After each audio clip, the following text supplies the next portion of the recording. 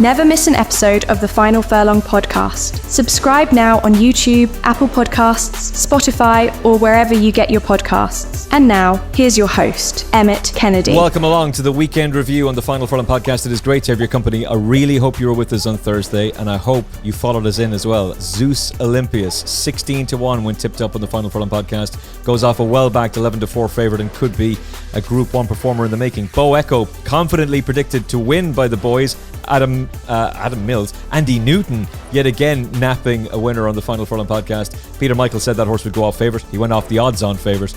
It did look as though Publish was going to win that race for a brief second. We'll talk about those horses in a little bit. Tenability was a winner. Giavellotto goes in for us. More winners for Andy Newton. There was at least 5 in 6 races, and then more were to come as well. This is the place to be. If you haven't hit the subscribe button yet, please do so now. Like and subscribe to the Final Furlong podcast for free.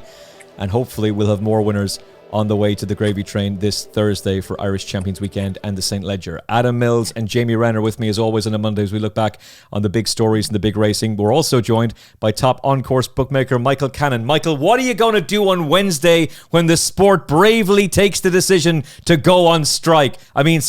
Reschedules days racing and we all just take a day off. What are you going to do on Wednesday? The non-strike won't affect me because I'll be deep in the form book doing the card for Doncaster Thursday and Friday. Smart answer. And like 99% of the rest of the country, I won't even know it's happening. Yeah, I'm afraid so. I believe I'm going on TalkSport to discuss it, not just TalkSport 2, but one of the could be with Jim White. I don't know. What do you want me to say? Yes, we've rescheduled the day's racing to prove a point. Anyway, look, if we start talking about that kind of stuff, I'm just going to get annoyed at all of the problems in British racing that we pointed out for years and you did nothing about, but now you want to go on a strike. So instead, let's just talk about the good part of it, the racing, the horses, the real stars of the sport. And we'll chat about the sprinters in a second because they all keep taking turns to beat one another. Well, they all keep taking turns to decide who's going to be arc favourite. And then there's no guarantee that whoever actually currently holds that position will be the horse that goes and consolidates that position and goes and wins the arc. It's been a crazy division. The betting is now headed by Aventure after her win at the weekend. The horse who had been favourite, who Jamie Wrenn and I have talked about quite a bit on the show, Peter Michael was telling everybody on Thursday's Final Furlong podcast, how is Kalpana favourite for the Arc? Well, she's not anymore, and she may not even go after she was beaten by Giavellotto. Then the Japanese strike with Byzantine Dream in the Qatar Prix Foy. Aventure wins the Vermeille, going one better than last year when she was second to Blue Stocking. Blue Stocking, of course, goes on to win the Arc. Can Aventure do the same thing? We shall see. And Cualificar was a good winner for Godolphin. He would have been a little bit unlucky had he not got a clear run through, but the time was nothing special. Of the 4 Arc trials, Adam Mills, who impressed you most? Who really put their hand up in your mind to be a potential winner of this year's Arc? Well, the one that impressed me is Aventure, and I think her hand has always been up. It's just been the way she's been campaigned this year has been quite under the radar. Second in the race last year, won a couple of Group 3s at the start of the season that she's entitled to win.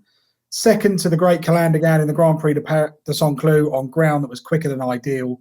And then she comes out in this, and I mean, she could be called the winner at the top of the hill. It was absolutely obvious that she was tanking. Really good performance. She beats Gazora. It developed into a sprint, and that would be my concern about the Arc, is this race became a sprint. It's a world-class performance, but it's a world-class performance under French race conditions, where essentially they all sit there behind Whirl, get to the bottom of the hill, and then go, right, let's have a sprint. And surprise, surprise, Aidan O'Brien's horse doesn't have a turn of foot, falls out the back of the telly. Everyone will think Whirl's underperformed. She hasn't. It's just she's running a French race, and she can't cope with that finishing kick. Aventure finished the final 600 metres to the last 3 furlongs in 33.11 seconds, which means she averaged 11.04 seconds for those final 3 furlongs. Whirl isn't going to cope with that on this ground. The problem for Aventure is, one, what will the draw do next time? Because in the Arc, she'd need a similar position behind the pace. And secondly, in a 16-runner Prix de l'Arc de Triomphe, there is no way that it's going to develop into a 3-furlong sprint. You'll always have 1 or 2 jockeys in there. There'll probably be a pacemaker for the O'Brien horses. It's just whether she can repeat this under different conditions, but she was second in the race last year. She's done nothing wrong this year.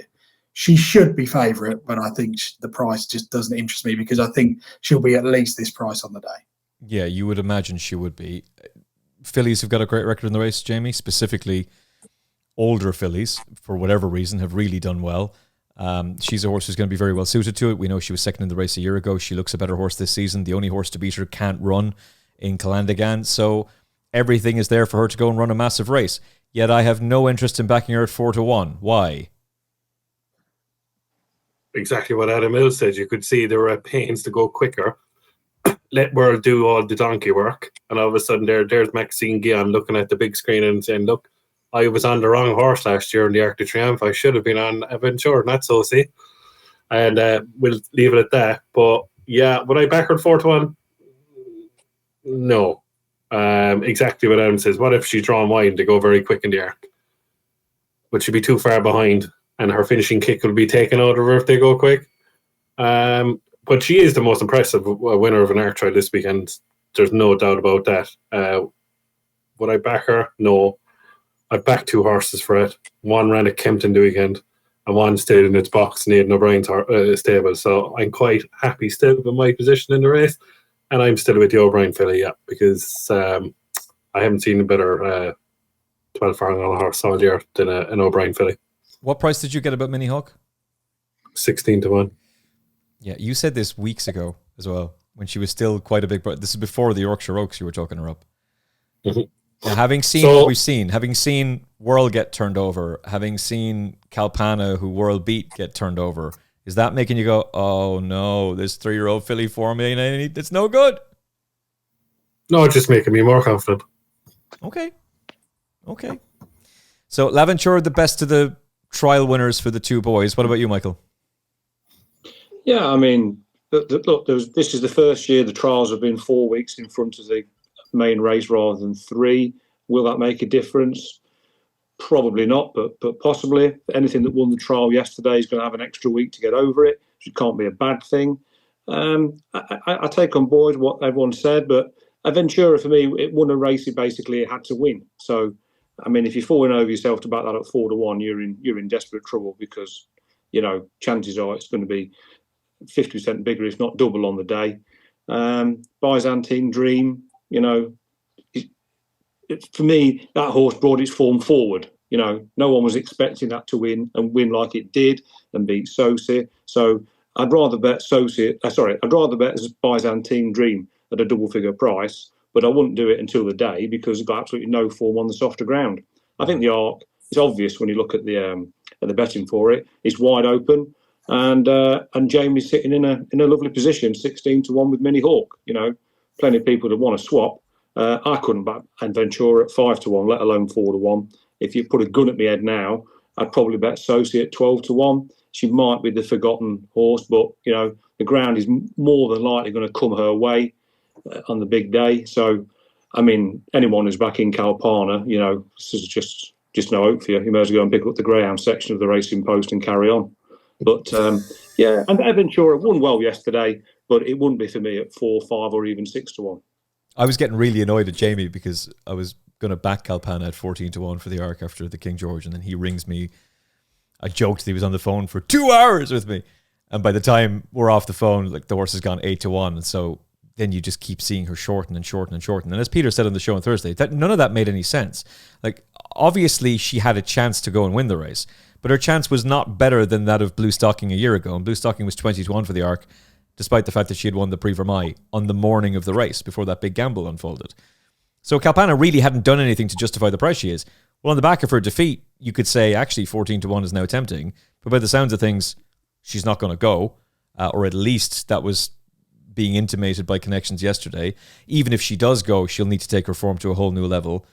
The Godolphin horse for André Fabre, I thought he was good, but Adam can explain in more detail why he will need to improve in form terms. Sosie, no thanks at all. Los Angeles, oh dearie me, that's not a project that has worked out at all. Whirl was desperately underwhelming, and even if she was to rock up, why would you want to back her? It's actually the horses who didn't run, in some ways, have elevated their claims. The Japanese horse, who's now second favourite with most bookmakers, Quad Nord. I'm sure Adam can fill us in a little bit more on that. We'll have to get Archie Brooks on the show again soon to give us the full lowdown on all the Japanese raiders, but he didn't line up, yet he's now a single figure price of 8-1. And completely from left field, I'll throw one in whose form claims have been enhanced. Darius. He's almost certainly not going to run in this race, but he's a 50-1 shot for this. he comfortably beat Bay City Roller. I know the form book tells you 3/4 of a length. Nah, he beat him really easily. Bay City Roller then finishes second in the Prix Niel. Unfortunately, Darius has gone to the Jumping International and fallen at the back of the telly in the meantime. But whether it's for the Arc or not, that's a horse who's definitely one to keep on side going forward. But I just want to try and find something that's a bit of a price to swing at Adam. And I genuinely don't know which of those horses it is yet. Oh, I got one. I'm going to go real swinging here. I think there's 100-1 shot in this Arc betting that is tempting me. And it's a horse called Servi, who was 7th in the race last year. She was second to Aventure in the Prix Corrida back in May. She was second when we tipped her at 20-1 in the Prix Jean Romanet. The price didn't hold because price-wise opened his big gob, but she ran really well, finishing second. She was 4th yesterday in the Prix Vermeille, but that slow pace was not going to suit. She's the opposite to Aventure. She wants a strong pace to run on at. Now, the problem is that she doesn't win that often, and they might look at the form book and think Aventure's got our number. She's also in the Fillies and Mares at Ascot, for which she's a 20-1 shot. But if she lines up in the Arc, she actually ran pretty well in the race last year. I think she's matured. You know, like, you don't need to back it anti-post because, let's face it, if she's 100-1 now, she ain't going to be much shorter on the day. But if you get one of those extra place offers or something like that, I think she's interesting because I think she needs the exact opposite of a French race to be seen at her best, in that she needs an end-to-end gallop. And this morning when I looked, I thought, she's 100s. And that was sort of, if she'd been given a better ride and won the Prix Jean Romanet, there's no way she'd be 100-1 shot. And I think she would have won the Prix Jean Romanet with a better ride. So I'm kind of going to stick with that. I won't back her anti-post because, one, you don't know if she's going to line up. But she's one that if she went to Ascot, she'd be a big price as well. Certainly one to keep on your radar. She's much better than the form book suggests. But it is wide open. It's not a race I'm particularly keen to get anti-post involved at this stage. Yeah, this appeals to me as a Torquato Tasso type of renewal of the Arc. Something's just going to emerge from out of left field that no one was talking about. Jamie? Don't start now about getting into that race now, please. Don't. No, please stop. Is that bad memories for you? Bad memories. And the other side of it too, excuse me, Mr. Mills, we all know who's going to win the Fillies and Mares Turf at Ascot, and we've mentioned it there a couple of weeks ago, so don't be saying Survey is going to win it now, or Kalpana or anything like that. There's another Judman horse who's going to win that race. Because I backed it last on your advice. Now you're going against it. Stop now, Mills. No, he didn't. He didn't go against it. He pointed out the Survey could go for that race, but there is a worry. If Judman are going to go for back-to-back wins with Kalpana, does that mean the Gaffard horse gets left in France? I hope not. I don't know. I'm not really sure. I'm not sure. I still think they'll go to the Arc with Kalpana. Do you think? It's been the entire season's plan, but you just lost to Giavellotto. Well, I know that, but the way Bowling was talking the last time they were there, it's a trial. Do you know what I mean? Yeah. That was, do you know what I mean? That was my reaction to it, first of all, as well, Jamie. Yeah, it was a trial. But no, as I said, remember I texted you there and I said she don't like a battle anymore, and it doesn't look like she does like a battle, regardless of weight and the way she lost to Whirl and she lost in the start of the season to Curra, lost to Calland again. Fair enough. But when she's in a battle and there's a horse eyeballing her, I don't think she likes it. So I think she thought she had the King George one. That's just my opinion when you look back at the race. And then I was on Calland again, but whoop. But it's a trial. The way she swept into the race that day at Ascot, it did look like she had it won. And she breezed into that race the way she'd breezed past Wingspan. As much as I liked Wingspan, that's Wingspan. Yeah, but she breezed into the race like she won at Ascot last October as well. Yeah. Do you know what I mean? And she ran away. So I hope they leave her in the Arc and let the other Judman horse come to Ascot, please. Mr. Gaffard going for his 10th Group 1. He probably would have won plenty more Group 1s before the season is out. But he's on 9 already this season, which is just extraordinary. Aidan O'Brien on 15. The Gosdens are on 6. More on the Gosdens to come a little bit later in the show as we build up to Irish Champions Weekend. Oh, it's getting fairly spicy. And I believe one of those trainers will be making an appearance on this very show. So make sure you've smashed the subscribe button and make sure you've hit the like button as well. It's a big help to us on the show. Anything else to mention about the Arc before we head off? Maybe we didn't really give that Japanese horse his proper due. The Godolphin horse won well. He would have been very unlucky had he not got up, but He just needs Four to take his lengths form from to. the first 7, didn't there? Yeah, he needs to improve again to go and win an arc, but it's such an open renewal. Maybe he does, and William Buick was full of confidence about him afterwards. Well, he beat a horse that, Emmet, that doesn't like winning races. So how could you back him then to win an arc? Do you know, I look basically, as I said to you, basically the roller had form at Upper Ballo and his form at Deras in France as well, but that horse just doesn't win races. And I actually didn't even know the horse. I'm not being smart. I didn't even know that horse existed at Godolphin until Sunday. Never even heard of him. That's how bad. He'd been quiet since the French Derby, in fairness. Yeah, since the French Derby, in fairness. But no. I was like after Sunday, and I was watching obviously McIlroy winning the Irish Open and all that, and keeping an eye on the French racing. I was still happy where I was. I'm still happy. It's just mini hawk. It's not that Prix Niel is not for me. I saw Oisin Murphy did an interview on Friday at the races, and they said, "Oh, you're going over the Paris Longchamp, and you've got this ride in the Prix Niel," and he said, "Yeah, Parachutist is a nice horse, but he'll be outclassed." And I looked, and I wrote about Parachutist when he made his debut at the start of the season. I looked at that race and thought, if Oisin Murphy sat on this horse and thinks he'll be outclassed, and he's got within 2 lengths, Oisin Murphy's a decent judge, and if he's saying that, I just think the Prix Niel form he can put a line through. Yeah, I mean the Prix Foy is kind of interesting because it's the Japanese winner, and Al McCann was 3rd. But I also am of the opinion that Los Angeles is gone at the game. Oh, he must and he be, wasn't.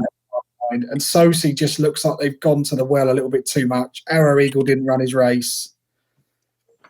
I don't know.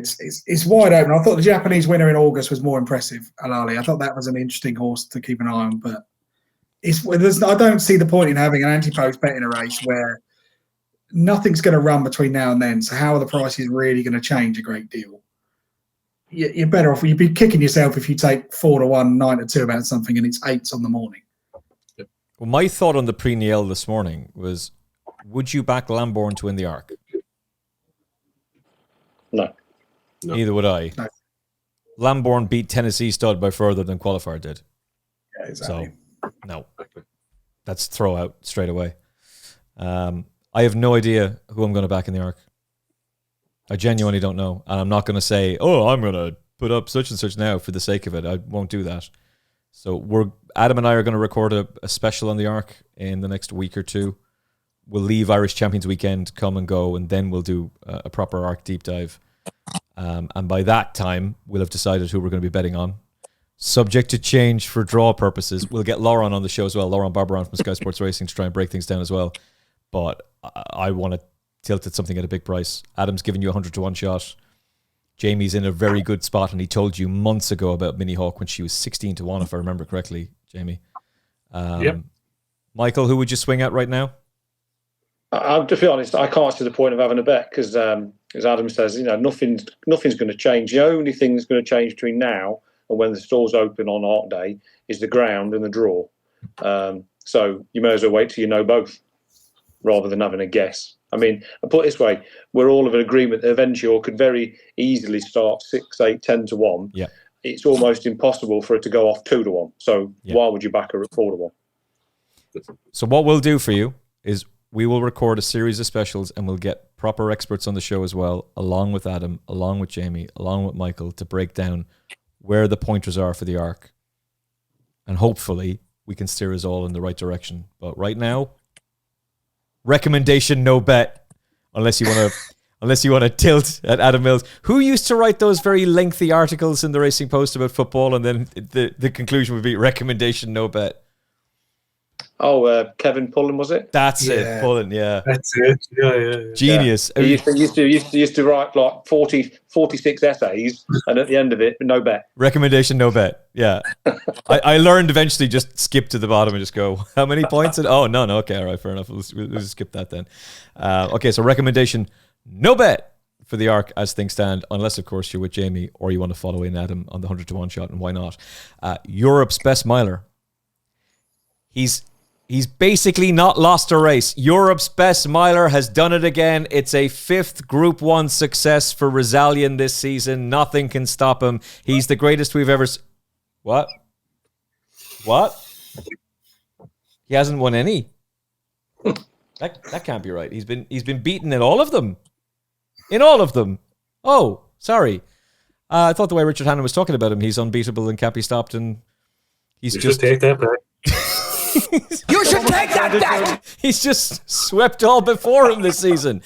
At some point, you got to change, Adam. Either you change the trip, you change the jockey, or you change the trainer. But if you're just going to continue running at in and around the same distances and riding him in the exact same way, then you're just going to keep getting the same results. Yeah, you think you left out change the horse. Once he's unlucky, twice is coincidence, 4 times is a pattern. And now I am in 100% support of Sean Levy. He did everything right yesterday. You get drawn out in stall 11 over that trip at Paris Longchamp, you have no choice. You can't waste petrol because you can get caught 4 wide down the hill and around the bend. He'd have had no chance that way. He's got to drop in. He doesn't get the gaps. My concern is with the form. For a start, I thought Alcantor was going to win it.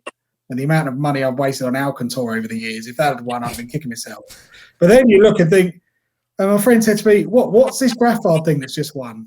And having spent 6 months on this podcast telling everyone that Graffard is Europe's best trainer, I looked and thought, what the bloody hell is Sahlan when it's at home? Couldn't remember the horse, no recognition of it at all. I think the fact it went off at 20s, the form is okay, to be fair to Sahlan, but he's been sort of scraping home in relatively average, lower grade races, well beaten in the French Guinea. He wins this, fair play, but if Rosallion struggles to run him down, the line in winter's only a neck back. What does this horse want? This is like one of those Nicky Henderson runners in the winter where he's like, Hannon's going to turn up at 1-20 on in some listed race just to get a win into him. I just can't see it. I don't buy you can't get he's doing it. He's the best miler in Europe. But he's not. It's not like he's being beaten by multiple Group 1 winners. He's been beaten by Kirat. He got beat by lead artist. Docklands. Lead artist, Dancing Gemini, Docklands, Kirat, Never So Brave, Marinona Charlie, Lake Forest, and now this dude, a dude who was no match for Henri Matisse and John Quill in the French 2000 Guineas. This guy now goes and beats him. Exactly. He's not been chinned by Frankel. He's been chinned by some nice Group 3-ish type milers. And yet we're supposed to believe this is the best horse in training. This is one of those horses that everyone on so many people on Twitter you say, oh, he's let me down again, or like, oh, how many more times is he going to be unlucky? And what are you doing? How are you backing him? It was all day yesterday. Like, oh my god, poor Rosallion. Oh, get over yourself. Seriously, like, oh, he's my poor old Sean Levy can let me down again. I'm not. To be honest, I'm not even sure he'd go past Zaragana. So I just can't be having it. It just not for me. I'm not sold, and I just think there are some horses that are just sort of forecast dreams, and you just chuck him in every combination forecast because he'll always be running on. Yeah. And the problem is that a lot of the data we look at always looks at the final furlong, the speed after they cross the line. He's always coming out first. So a lot of these data models are going, look at this unlucky loser, throws him back in that he should be a shorter price than he is, rather than actually looking at the whole race and thinking, what has he actually beaten here? Not that much. And if he was Europe's best miler, he should be able to give these horses 3 or 4 lengths and pick them up, and he doesn't. So he can keep running for as long as he wants, but he won't be carrying my money. At this point, if he's Europe's best miler, he should have won at least one of these races. One of them. And this all kind of goes back to a pattern. I remember watching an interview, I think it was the Unibet guys did an interview with Richard Hannon before going in. It might have been Royal Ascot. And he was saying, well, do you want to go up and trip with him? He shapes like a horse who would really suit to 10 front. No, if anything, we'll go back. He's got the speed. He's got the speed for 6 furlongs. So we'd go and run him in a Group 1 sprint. Well, you ran him in a Group 1 over 7 furlongs, and that was a disaster. That was his worst performance. So, no, he doesn't want to come back and trip. If he doesn't seem to be good enough for a mile either. And I made this point before, Jamie. Like, I genuinely can't understand why people keep backing this horse for one thing and then acting shocked, stunned, and appalled that, oh my goodness, he's been beaten again. How? That form, his Group 1 wins were he beat Unquestionable, River Tiber, Hatem, Metropolitan, and Henry Longfellow. That form's not good enough. It's just not good enough. I don't I don't think it's that he hasn't trained on. I think it's that you're a talented racehorse who won 3 Group 1 races that had no real substance behind them, and you keep finding ways to get beaten by unexposed horses on the day against you. No. Well, we've been constantly saying on the show for the whole year that the Wheel of Fortune is the Spring Cup division, the Sprint division. If the Wheel of Fortune, it's toxic now, lads. It's moved over to the Mile division now. They're all beating each other now. Come on. It's the middle distance division for the Arc. It's the milers. The Sprint division, the Wheel of Fortune and that. The Wheel of Fortune and the milers too. Look, all jokes aside, I think I saw it said after the York Stakes that when he bombed out, would you please put this horse over 10 furlongs? If he takes this long to pick up, right, and the way he has to be ridden, right, he'd have picked, if that was another furlong, he'd have picked up that horse, no problem in the world. Yeah. So will they please put him in the Champion Stakes at Ascot and he'll win the race? Rant over. I'm not. Do you know what I mean? And I think he'd win over 10 furlongs. I don't know why he'd persist in the mile. He takes too long to get going. And that's just me. I told you at the start of the season anyway, and you laughed at me, Mr. Kennedy, that I told you that Henri Matisse is not good. Oh, you were so right, and I was so wrong.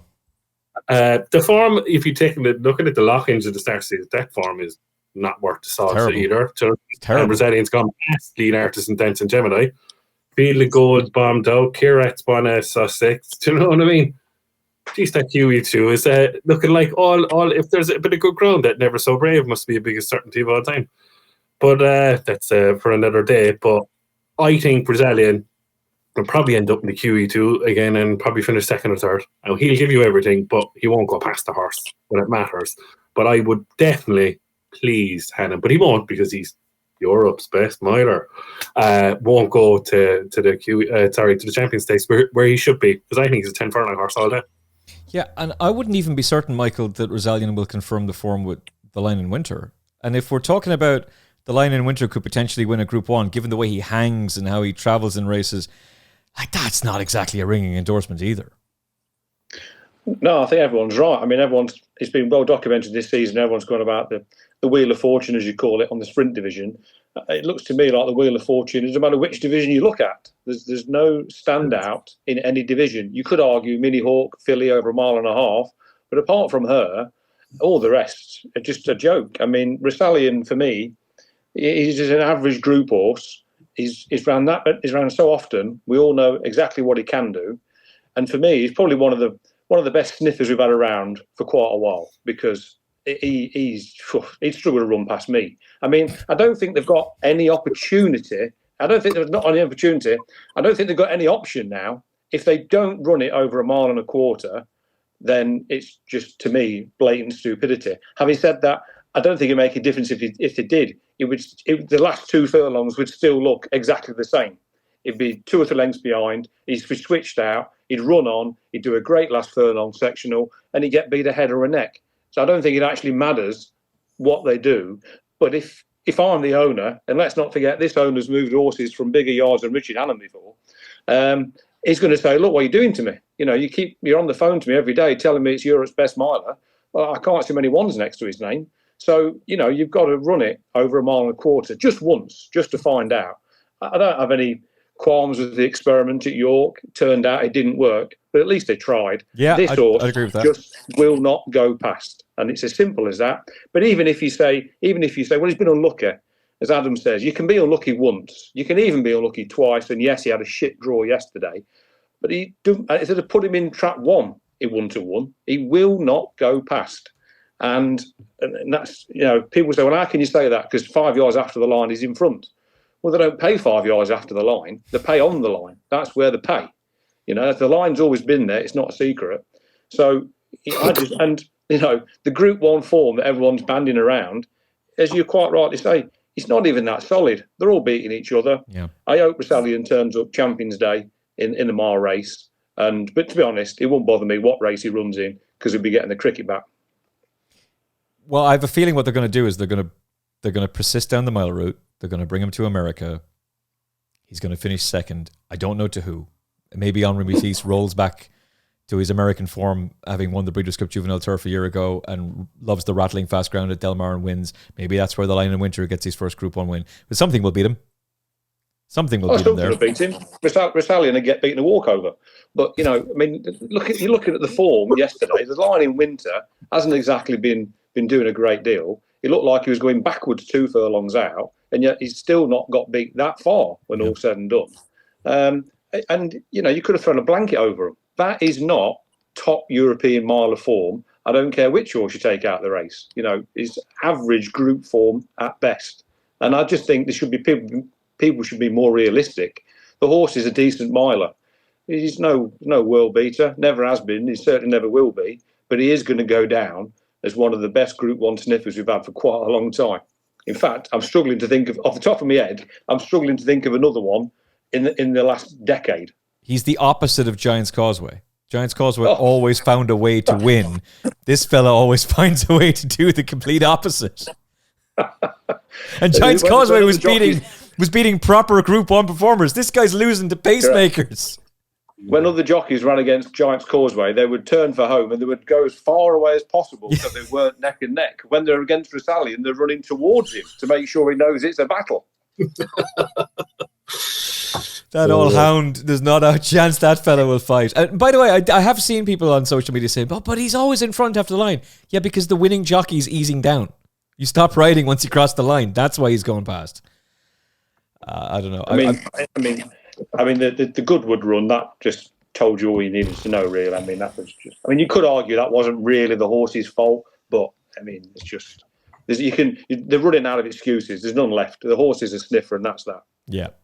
Yeah, I tend to agree. Ladies and gentlemen, special guest Richard Hannon is here with us to talk to us about his beloved horse.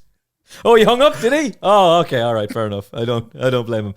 I haven't actually checked. Have they? I don't think it has. But have they put cheek pieces, blinkers? No. Have they tried anything? No. And if not, why not? Well, you can't keep doing the same thing over and over again, Michael. You have to try something different. And I agree with Adam, by the way. I agree with Adam. Like the pasting that Sean Levy is getting blamed for something that I don't think Ryan Moore could fix this. If you got him nanotechnology and back, nobody can fix this.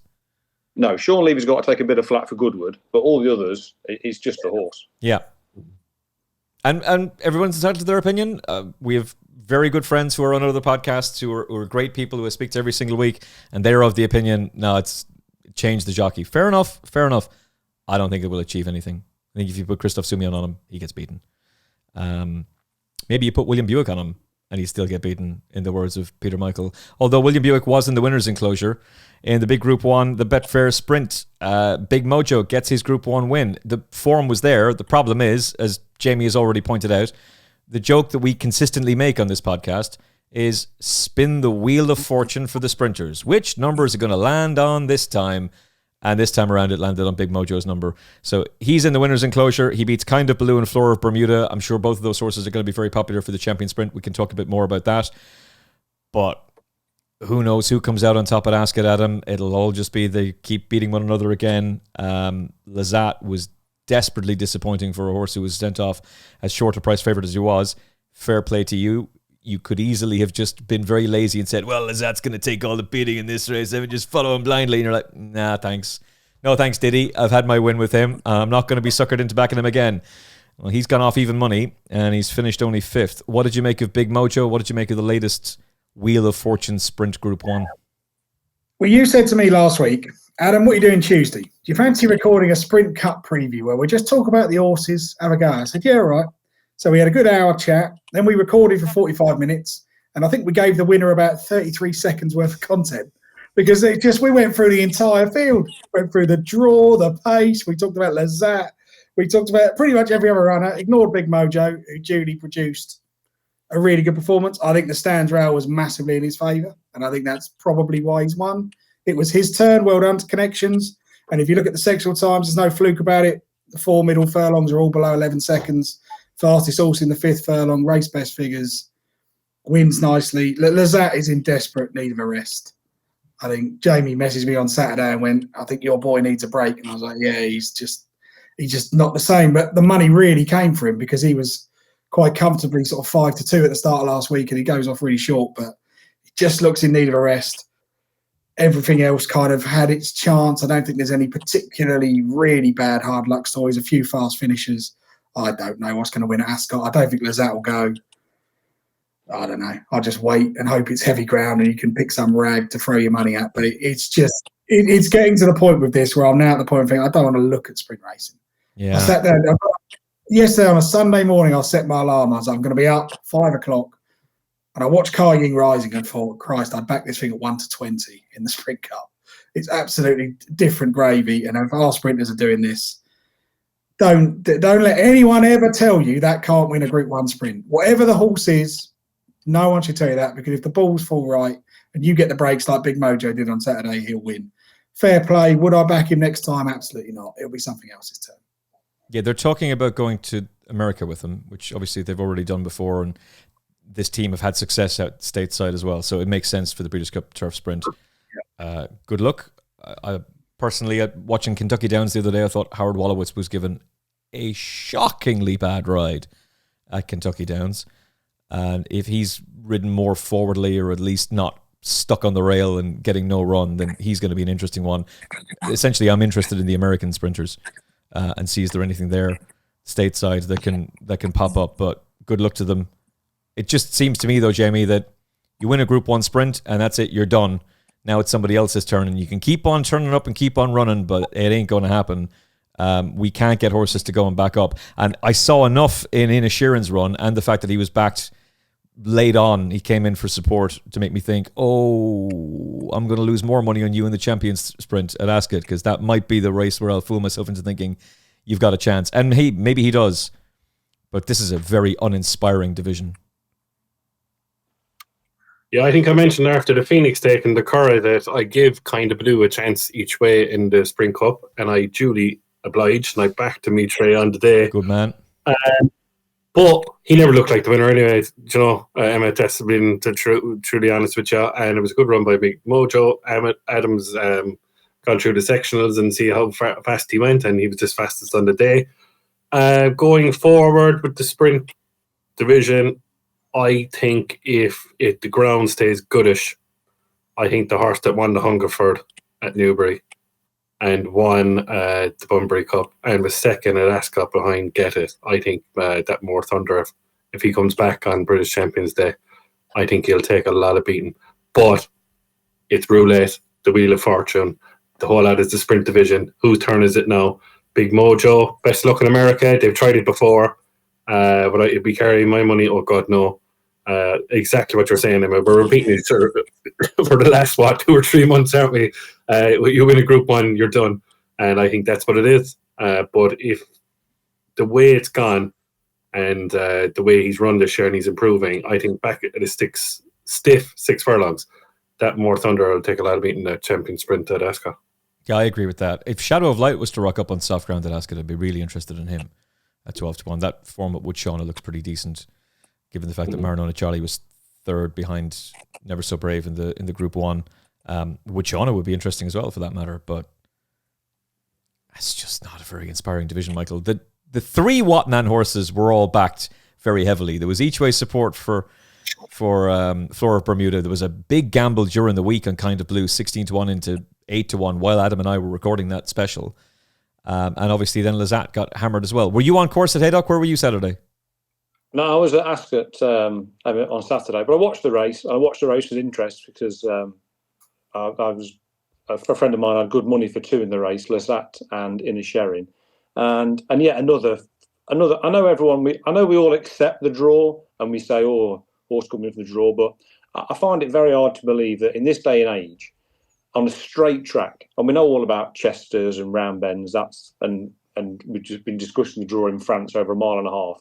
But on a straight track, how is it that the draw can have such a massive impact? Or if you're one of the very few horses that can run anywhere near that stand rail, your chances is greatly increased. I mean, no one's talked about the 4th yet. It had no form whatsoever. Because he basically ran up against the stands rail, he managed to finish 4th. I mean, I backed Big Mojo in the July Cup, so and no half measures miraculously fetched me out.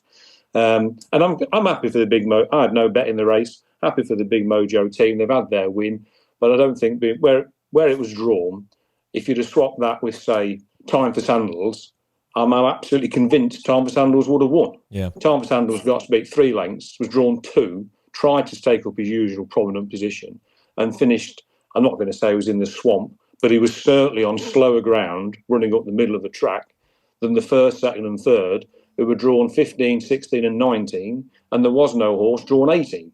So, congratulations to Big Mojo. I don't think Lizak ran as bad as people are saying.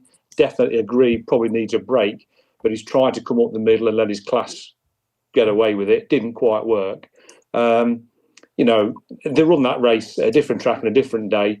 I'm not so sure the first, second and third finish in the frame, let alone anywhere else. For me, the 2 horses I take out of the race were Inisherin, even though I've not been much of a fan of the horse all year, stood it for a nice euchre at the Raw meeting. But I thought Time for Sandals ran a really big race. And if that turns up in the sprint at Ascot for the Wheel of Fortune race and you're going to get a price, I think I'd have to back him.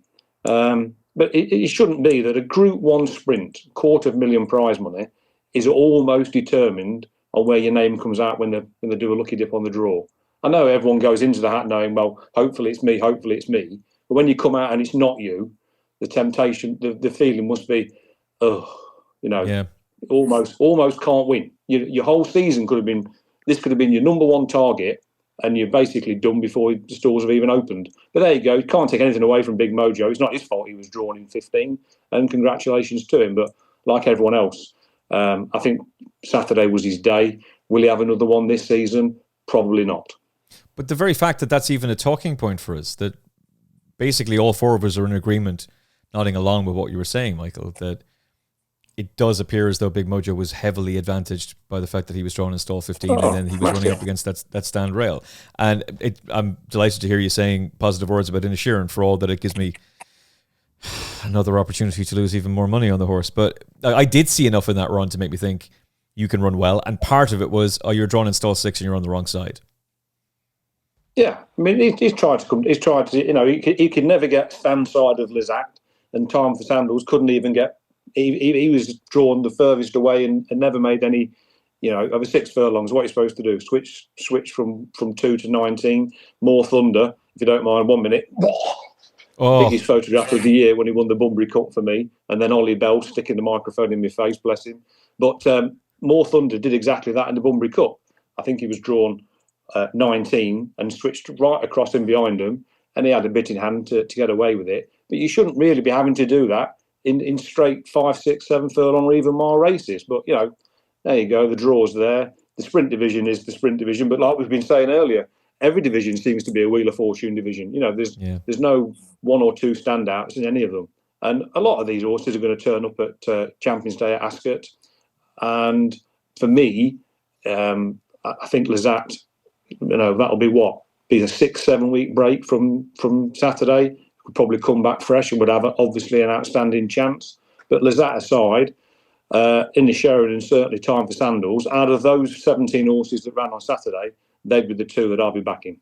For all that it is a division where they keep beating one another, with sprinters, it really is about getting a horse in form. And it just seems to me that they got Lizak in form for Royal Ascot. He's run a career best, and he has just regressed massively on the back of that and hasn't been able to carry that form forward. And with the benefit of hindsight, I know we were saying last week, maybe they went into the Prix Maurice de Guise thinking to themselves, oh, well, we'll beat this lot. We don't need to try that hard. I actually think they would have had him pretty ready for that, because they were trying to defend their crown, and that was the first indication, oh, you're not in the same level of form. At this point, I'd just be drawing a line under him for the rest of the year. Bring him back to Royal Ascot next year. He'll take the world to beating in the Queen Elizabeth II Jubilee Stakes as he goes for back-to-back. He's a gelding. We're going to see much more of him. But I wouldn't have any interest in him for the rest of the season, Adam. No, probably not. It's also important to remember he went to Australia last winter. So he spent a lot of time in quarantine. He ran at St. Cloud in early March on bottomless ground over a mile, which was sort of this weird plan of, can we stretch him out to a mile? And they quickly realised they couldn't. So, he's been on the go for a very long time. He definitely needs a break.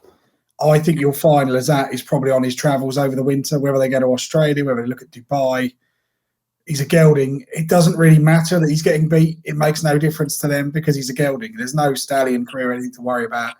bring him back, give him a go. Will he go to Ascot? He might do, I suppose.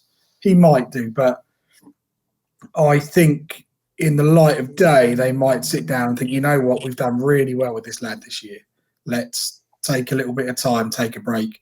There's nothing to stop them giving him 2 months off and then building him up and going to Dubai over the winter or Saudi Arabia or wherever they want to go.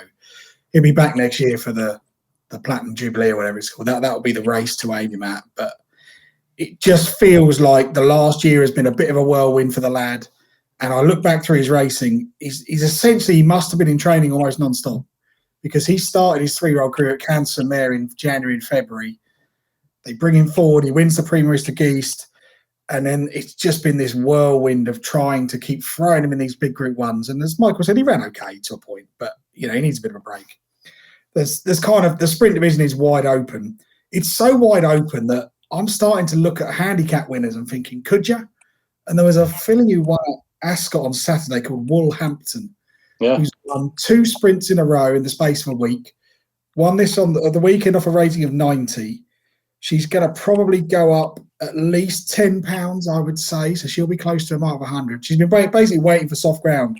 Now, it would be really ballsy of the Millman Yard to go, you know what? We've got a really improving filly. Let's just throw her in. But she needs soft ground. But that, on Saturday, she was really reluctant on the way to post. And at the 2 furlong par, I thought, there's no way this thing's going to get up. She was really struggling. And then the turbo goes in.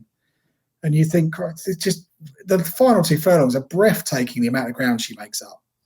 And that's how bad the sprint division is. I'm now looking at 90 rated handicappers and thinking, you know what, you could well pinch one of these for the end of the year. Really fascinating stuff. But yeah, I won't.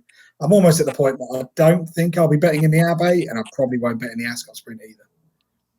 I don't blame you, and I don't blame you for looking at horses rated in the early 90s, mid 90s, and thinking, could you win a Group 1? Yeah, they can. Are you excited about the jump season? Paul Ferguson back on the Final Furlong podcast very, very soon. The Weatherby's Cheltenham Festival betting guide and Weatherby's Paul Ferguson horses to follow, jumpers to follow. Oh, no, I was listening to Jamie Wrenn's show the other day. Actually, this morning, you're chatting about the 5 to follow in Ireland, 5 to follow for the jumps. I was like, do you know what? Yeah, it's coming time. It's coming winter time. Let's start talking about these Henry de Bromhead novice hurdlers to be looking forward to. Let's start switching it up. What are these Willie Mullins French horses to be getting excited about? Adam Mills French special coming soon to the Final Furlong podcast. Make sure you hit the subscribe button if you haven't already. And there's plenty more flat chat to come. Don't worry if you're a big flat fan. A couple of horses to mention before we wrap up. Zeus Olympius. So I was really impressed with his first 2 wins. The form didn't really amount to a whole lot. One of the horses he had vanquished had gone and won a handicap of a mark in the high 60s on Monday night, having drifted alarmingly in the betting. But he looked very, very stylish in his 2 wins. I thought 16-1 was a pretty fair price about him. 11-4. He's punted into William Buick is riding him because Clifford Lee was on Ice Max, the number 1 supposedly for the Carl Burke team. But Zeus Olympus was a really, really good winner. Even if you were to say, there's a couple of horses have underperformed in this race, it's the visual impression that he creates and how he went through the race. I think he's really likeable. And we've got potentially a very, very smart 2-year-old in Bo Echo to talk about as well, Adam, who you've already highlighted on the show and was tipped by Andy and by Peter Michael as well. But let's first of all start with Zeus Olympius. What did you make of him? No, it was all right. I don't know. When you put this on the running order, I was like, I didn't watch the race live, and I watched it back. I was like, he's beaten a horse rated who's won a handicap of 95 by 2 lengths. It's all right. Fastest final 3 furlongs. It's not like spectacular form. It's not like he's bad. When I was sort of looking at social media, you think, this must have won by like half the track, and it's like, it was workmanlike. I'll leave it at that. I was sort of underwhelmed by this. I was sort of, because I hadn't seen it live, I was expecting to come to this thinking there's some sort of left field arc performance, and it was all right. That's what we say about that.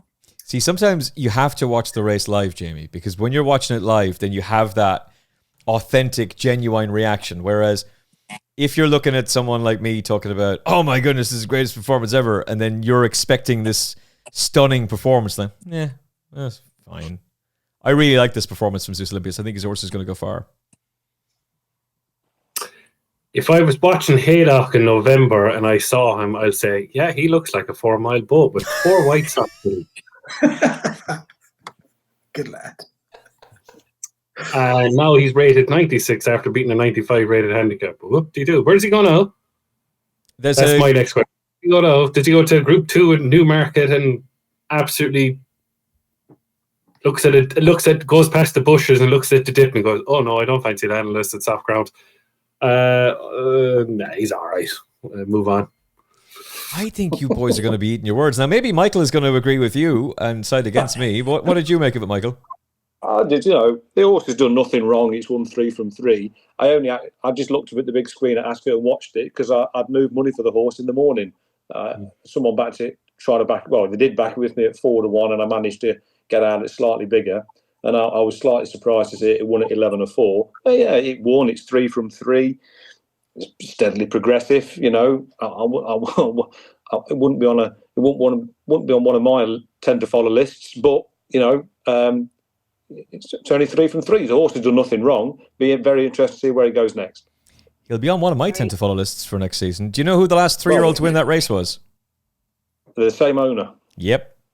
2022. The name Triple Time.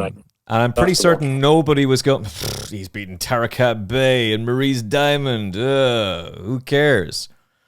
No. At the end of the day, the horse can only win. He's won 3 from 3. And I think more of the oomph was the fact that it had been 16 midweek and went off 11-4. Yeah. It had been 5-6-1 in the morning. But as we all know, in the betting markets nowadays, it don't take a great deal to shorten horses, and that seemed to get more of the news than the actual win itself. Yeah, and the fact that he was backed from 16-1 into 11-4, that's a very positive indication about how good this horse could be. He's been a long odds-on favourite for his 2 previous wins. The sectional, the times were slow, but his final 2 sectionals, the final 2 furlongs, read quite well. The most interesting quote from Carl Burke, I thought, was, I don't want to throw him in too deep this time around. Next year will be his year. I think this fellow won a Group 1. This is a really weak division, the Mile division. And this is a young, progressive, improving horse who's clearly held in very high regard by a multiple Group 1 winning trainer. Zeus Olympius, remember the name. I'll be very, very interested in him for next season. Where's he going to run? Dingle? I can't wait. I can't wait for this fella to win a Group 1 next year and me to play this back to you. Where's he going to run? Dingle. The Dingle Derby. Bring him over for the Dingle Derby. We'll get Johnny Deneen on the show as well, because for all that Johnny was absolutely right about that horse in the Jumping International, actually those Japanese horses keep winning races, and so that tweet is... If Maddie Playle wanted to, if Maddie Playle was a really vindictive person, she could weaponize that against him. Was Johnny Deneen right? He was right. On that race, he was right, yeah, but he wasn't right about the other ones that have come along to win. Only that race, yeah. But Zeus Olympian, no. Okay, well, we'll copy this out. Boeco's got a bit more potential.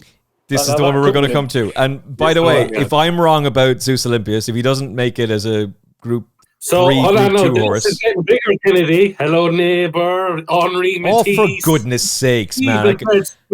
So what am I going to do? I'm going to get a receipt of this now. Yeah, and we can do the same thing with you as well, by the way. That works both ways, Jamie. That works both ways. That's an easy one for us to do. Boeco, though, looks like potentially a very exciting horse as well. Publish was the favourite for the race beforehand. That completely changed. Peter Michael predicted that Boeco was the one who would go off favourite.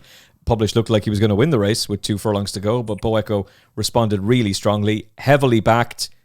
I know the sectional time people that you speak to, Adam, were raving about this horse on debut. The fact that he's now shown battling qualities and was as heavily backed beforehand as well to go and win bodes very well for this horse's future. Yeah, wrote about him on his debut, thought it was really good. I think this is the best 2-year-old race of the season. I just think these 2, top class. Publish is definitely inconvenienced. He loses momentum, he changes lead legs. But then you also think at the same time, despite all that, he's got to Boeco, and then Boeco's gone, oh, no, all right, I'll try a bit harder. And he pulls away again. Fastest top speed, fastest furlong 6 and 7, longest stride in the field. They're pulling clear of the rest. This thing's really good. I really like this Boeco. I think I read they're thinking about the Guineas. Not really one to have a Guineas anti-post 8 months out, but he's the kind of horse that I could see winning one of the Guineas trials and being 4-1 second favourite on the day. I just really like him. Thought he showed so much, and Publish has done nothing but enhance his reputation because things went against him and he still got pretty close to what could be a superstar. You think Zeus Olympias will win a Group 1? These two could win 5 between them next year. I think they're so good. I'm so impressed by this race. This is the first 2-year-old to really make me go, oh, you could beat Saviteri, Jamie. Won't beat Saviteri in a Dewhurst, no. Because if you're winning as a 2-year-old over a mile, you're going to Doncaster. And there's nothing that'll beat this horse at Doncaster in the country. Where Publish, Salvateri, Gestad, and Saba Desert are going to run the weekend. They're going Dewhurst. This horse is going to Doncaster, and nothing's going to beat him. Nothing will beat this horse. I mean, like, Publish looked the winner, and I thought, yeah, go on, Publish, go on, way you go. And all of a sudden, then, Pity Loughnane just taps him. Yeah. And then he went there again. And this is serious horse. Absolute serious weapon. Yeah, I think this is Doncaster. I think it's the Dewhurst. It'll be too short for him. And that's just me. And I think he'll be a top-class horse over a mile and two. Go the world is his oyster, this horse, because that little turn when Publish is exactly what I'm saying. He's taking words out, enhance his reputation. That I thought he went past him. All of a sudden, he went tapped away. He went, yeah, I think he's the best 2-year-old I've seen this year as well. I would imagine the Goslins were pretty disappointed to be beaten, Michael, but actually with the benefit of hindsight, they probably just bumped into a really, really talented horse. Yeah, I couldn't agree more. I mean, I think before yesterday or Saturday, sorry, I thought Sahara Desert was the best 2-year-old where I've seen this year, certainly over here, and Bo Echo's enhanced that. I think Publish got a strange ride. Not quite sure why. I mean, he bumped him out at Sandown and made all when he won his maiden and made sure he won. And it seemed to be a concerted effort yesterday. The race seemed to go like how he wanted. But as the lads have said, as soon as Publish come alongside, and you could argue went half a length in front, maybe, I don't know, hard to look at a side angle. Bo Echo just went again. I think of the two, ironically, Publish is probably more of a Guineas horse than Bo Echo. But wherever either of them go, they're going to take a world of beating. I would completely agree with that for both horses. In fact, they're really nice prospects. Hopefully, one of them at least will make into a classic contender, but they're probably both going to be Group 1 class next season. At Ascot, you saw Tenability win. This is his 4th consecutive win. I think this is his career best. I don't know how you felt about it because I haven't spoken to you about this beforehand, but he was incredibly well backed. Pushed the limit, had been pretty short in the betting, but Tenability was the one that came in for an enormous amount of support. It pleased me because we put him up on the Final Furlong podcast. I was pretty confident he would go and win. I didn't think he was going to be as well backed as he was. The two of them are clearly very progressive handicappers to be keeping on the right side of. They have both pulled massively clear of everything else. Oh. If you're with Push the Limit, you're a little bit unlucky to bump into Tenability, but they're two nice horses. Yeah, I mean, I do my Twitter preview when I go racing, and after Tenability, I think he won his maiden at Windsor, I believe it was, and his first handicap start was at Ascot. Ironically, all 3 handicap wins have come at Ascot over 1.5 miles. And I just thought they put him in off a mark and his form wasn't all that great. It was a bit too short. Well, the thing about this game is you have to admit when you're wrong. And he won easy that day, obviously. Then, to me, Shergar Cup Saturday, I thought he got a bad ride. He was slightly fortunate. The gap appeared on the rails and he got through and won. And I'm not quite sure why he only went up a couple of pounds. I think the handicap only put him up £4. And, you know, the question mark was the ground on Saturday for Tenability. Obviously, he went on it and he's an improving horse. And like you say, the two of them pulled an absolute bus ride clear of the rest. What the handicap was going to do to them, God only knows. But obviously, both rapidly improving 3-year-olds. Nearly as much as Crown of Oaks. Yes. Talk to me more about Crown of Oaks, because that's a horse we talked about for last week on the Final Furlong podcast. We were all very confident he was going to run and win. He gets pulled out of Eric due to the ground. He turns up in this race, and now he's been smashed up for the big handicap at the end of the season. Yeah, the Cambridgeshire. I mean, he's an obvious candidate for the Cambridgeshire. When he won his first, obviously the gelding operations has made all the difference because he's got turned over at odds on twice earlier on this year. I think it might be an odd. I think he's beat a bunch of sheep at Ascot on Saturday, if I'm honest. But the horse can only win. You know what I mean? Can only win. Is he going to get in the Cambridgeshire? Last year, the lowest weight they got in was a rating of about 86, 85. Yeah. This is obviously going to get rated 89 or 91. And I think he's 93rd on the list in the Cambridgeshire. But the irony is, he'll probably get in. Would you want to back him at 5-1? The obvious answer is no. I mean, the horse can improve again. Of course he can. But even talking about the draw earlier, even in last year's Cambridgeshire, half of them couldn't win after 2 furlongs. So you want to be careful backing horses at short prices.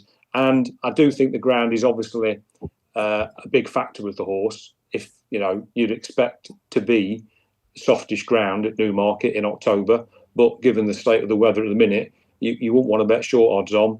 And there'll be other horses in the race who've been hiding a light under a bushel. So whilst you go there with a chance, anyone who's backing them at 4 or 5-1 now, I don't think it's quite as bad as backing Aventure at 4-1 for the Arc, but it's not. It's not for me. It's not that far behind it.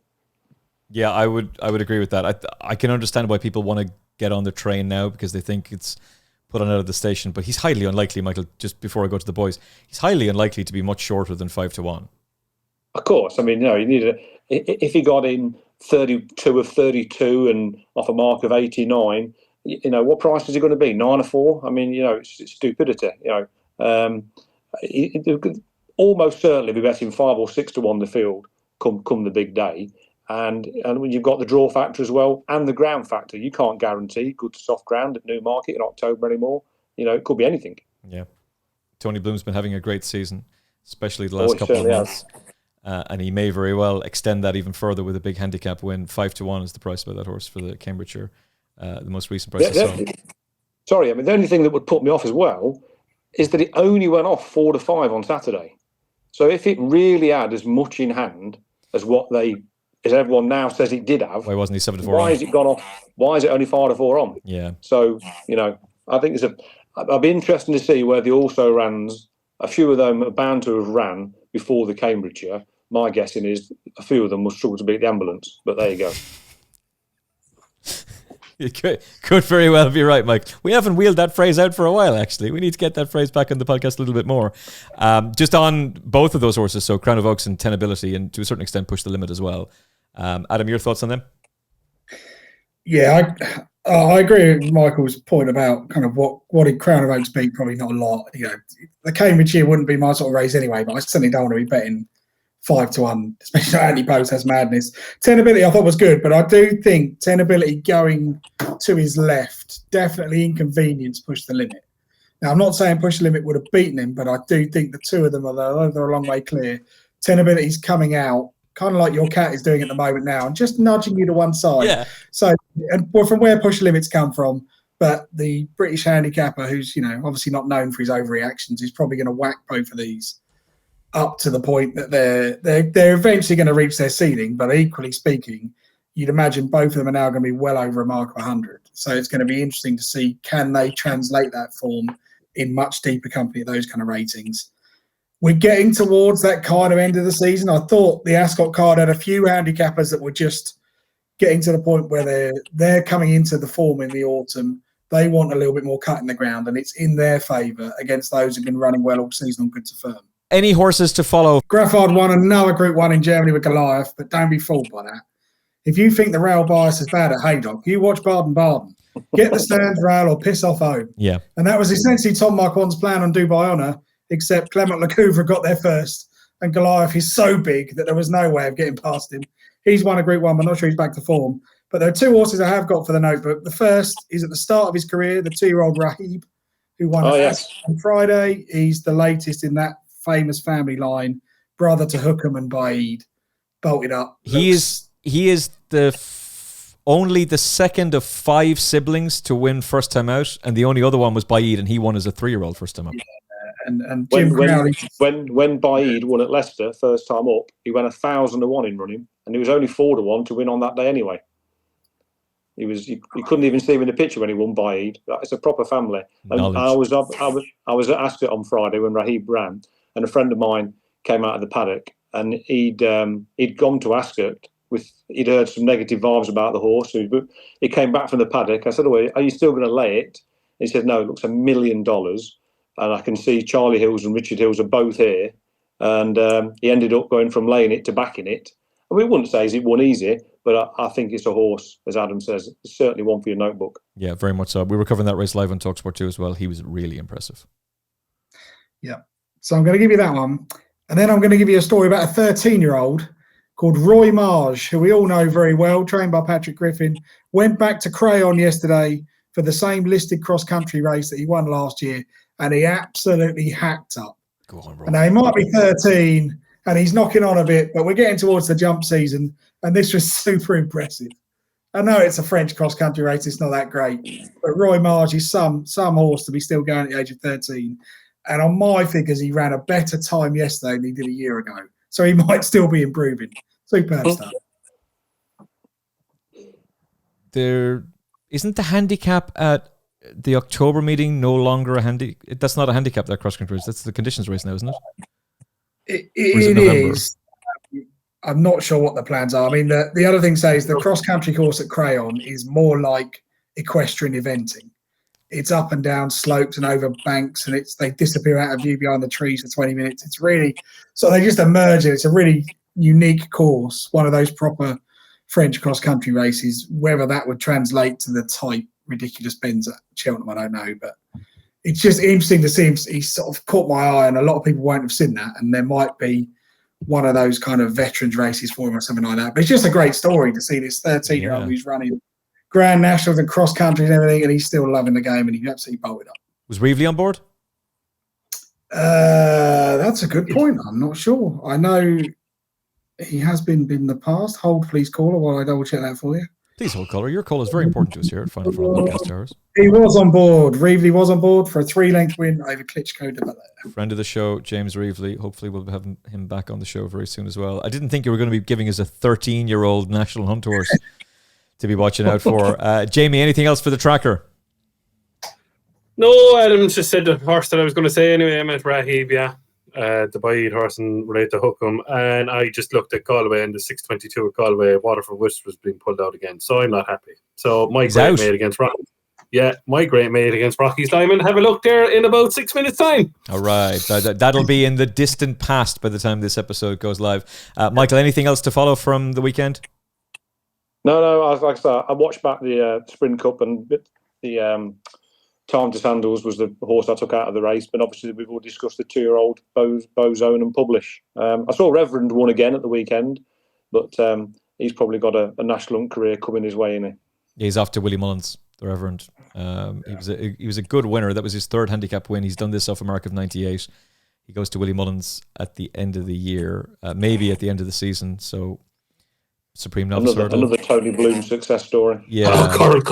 The one thing we know he can't do is he's going to be out of age for the Triumph Hurdle. So he can't pop up in that race at 100 to 1 shot, but hey, they might throw him into the Supreme with very little experience, and who knows what happens there. Right, that's it. Really enjoyed this episode of the Final Furlong podcast, and I hope you've enjoyed it too. If you did, likes, shares, and hitting the subscribe button to us on all good podcast apps, and some rubbish ones as well, is a big help to us. Of course, hitting the subscribe button on YouTube as well is a huge help to us too. Michael, it's been a real pleasure having you on the podcast. We've done some stuff on X in the past with Spaces, so hopefully we'll get you on again soon. But really enjoyed your insight today. And Jamie, of course, as always, fabulous stuff. Jamie Wrenn is on X at Jamie_Wrenn. Michael, what's your X? Cannon_on course. Nice. Cannon_on course. And of course, at GG Banker for Adam Mills. You need to be following him for those juvenile updates from the French provinces, different horses heading to Britain and Ireland. There could be potential superstars. We may even have the Triumph Hurdle winner sorted for us.